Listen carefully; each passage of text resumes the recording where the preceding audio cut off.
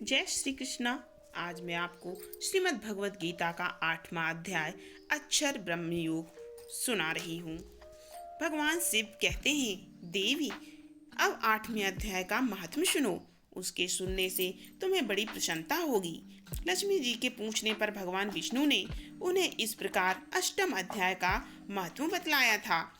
दक्षिण में अमरदकपुर नामक एक प्रसिद्ध नगर है।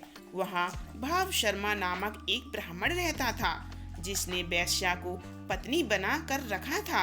वह मांस खाता था, मदिरा पीता, श्रेष्ठ पुरुषों का धन चुराता, पराई स्त्री से व्यभिचार करता और शिकार खेलने में दिलचस्पी रखता था। वह बड़े भयानक स्वभाव का था और मन में बड़े बड़े हौसले रखता था। एक दिन मदिरा पीने वालों का समाज जुटा था। उसमें भाव शर्मा ने भर पेट ताड़ी पी, खूब गले तक उसे चढ़ाया। अतः अजीर्ण से अत्यंत पीड़ित होकर वह पापात्मा कालवश मर गया और वह बहुत बड़ा ताड़ का वृक्ष हुआ। उसकी घनी और ठंडी छाया का आश्रय लेकर ब्रह्म राक्षस भाव को प्राप्त हुए। दोनों पति पत्नी वहाँ रहा करते थे। उनके पूर्व जन्म की घटना इस प्रकार है। एक कुशीवल नामक ब्राह्मण था, जो वेद वेदांग के तत्वों का ज्ञाता, संपूर्ण शास्त्रों के अर्थ का विशेषज्ञ और सदाचारी था। उसकी स्त्री का नाम कुमति था। वह बड़े खोटे विचार की थी। वह ब्राह्मण विद्वान होने पर भी अत्यंत लोभवश अपनी स्त्री के साथ प्रतिदिन भैंस, काल पुरुष और घोड़े आदि दानों को ग्रहण किया करते थे, परंतु दूसरे ब्राह्मणों को दान में मिली हुई कौड़ी भी नहीं देता था। वे ही दोनों पति पत्नी कालवश मृत्यु को प्राप्त होकर ब्रह्म राक्षस हुए। वे भूख और प्यास से पीड़ित हो इस पृथ्वी पर घूमते हुए उसी ताड़ वृक्ष के पास आए और उसके मूल भाग में विश्राम करने लगे। इसके बाद पत्नी ने पति से पूछा, नाथ, हम लोगों का ये महान दुख कैसे दूर होगा? ब्रह्म राक्षस योनि से किस प्रकार हम दोनों की मुक्ति होगी?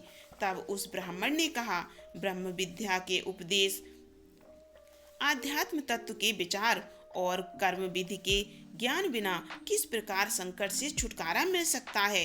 यह सुनकर पत्नी ने पूछा, वह ब्रह्मा क्या है, आध्यात्म क्या है और कर्म कौन सा है? उसकी पत्नी इतना कहते ही जो आश्चर्य की घटना घटित हुई उसको सुनो। उपयुक्त वाक्य गीता के 8वें अध्याय का आधा श्लोक था। उसके श्रवण से वह वृक्ष उस समय ताड़ के रूप को त्याग कर भाव शर्मा नामक ब्राह्मण हो गया। तत्काल ज्ञान होने से विशुद्ध चित्त होकर वह पाप के चोले से मुक्त हो गया तथा उस आधे श्लोक के ही महात्म से वे पति पत्नी भी मुक्त हो गए। उनके मुख से देवात ही 8वें अध्याय का आधा श्लोक निकल पड़ा था। तदंतर आकाश से एक दिव्य विमान आया और वे दोनों पति पत्नी उस विमान पर आरूढ़ होकर स्वर्ग लोक को चले गए। वहाँ का यह सारा वृत्तांत अत्यंत आश्चर्यजनक था। उसके बाद उस बुद्धिमान ब्राह्मण भाव शर्मा ने आदर पूर्वक उस आधे श्लोक को लिखा और देव जनार्दन की आराधना करने की इच्छा से वह मुक्तदायिनी काशीपुरी में चला गया। वहाँ उस उदार बुद्धि वाले ब्राह्मण ने भारी तपस्या आरंभ की।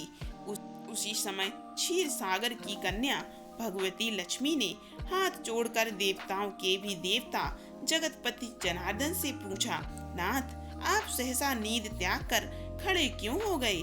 श्री भगवान बोले, देवी, काशीपुरी में भागीरथी के तट पर बुद्धिमान ब्राह्मण भाव शर्मा मेरे भक्ति रस से परिपूर्ण होकर अत्यंत कठोर तपस्या कर रहा है।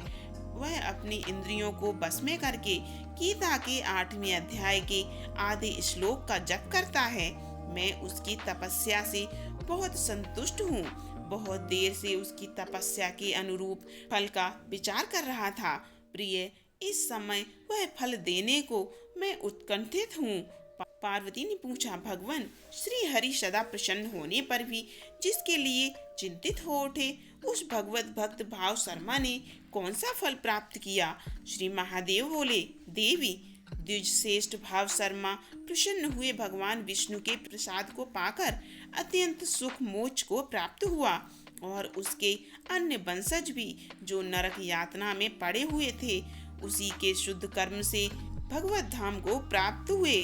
पार्वती, यह 8वें अध्याय का महत्व थोड़े में ही मैंने तुम्हें बताया है, इस पर सदा विचार करना चाहिए।